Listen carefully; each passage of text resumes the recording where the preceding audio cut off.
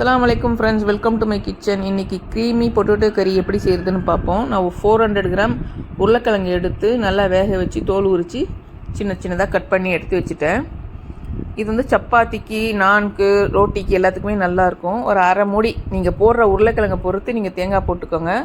திருவி போட்டிருக்கேன். கொஞ்சம் ஒரு கைப்பிடிக்கும் கம்மியாக முந்திரி பருப்பு போட்டிருக்கேன். 3 பச்சை மிளகா, சோம்பு அரை ஸ்பூன், கசகசா அரை ஸ்பூன் போட்டு அரைச்சி தனியாக எடுத்து வச்சுக்கோங்க.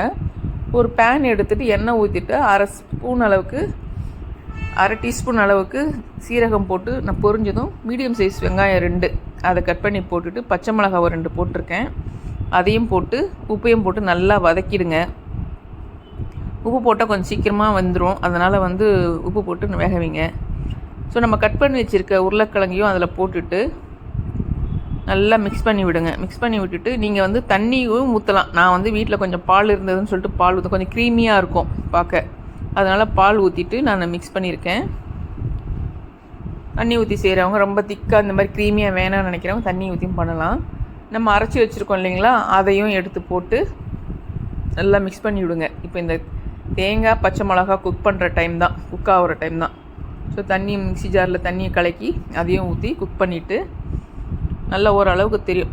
ரொம்ப திக்காக இருக்கிறனால தண்ணியும் ஊற்றி கிரேவி, அப்போ தான் சப்பாத்திக்கு ரோட்டிக்கெலாம் கிரேவி கொஞ்சம் நல்லா கிடைக்கும். ரொம்ப திக்காக இருந்தால் நல்லா இருக்காது. இந்த நேரத்தில் நீங்கள் உப்பு பார்த்துருங்க. எனக்கு உப்பு கம்மியாக இருந்ததுனால நான் கொஞ்சம் உப்பு போட்டிருக்கேன். இதில் உங்களுக்கு காரம் பத்தலை, இது கம்மியாக இருக்குது அப்படின்னு நினச்சிங்கன்னா நீங்கள் பெப்பர் தூள் போட்டுக்கோங்க.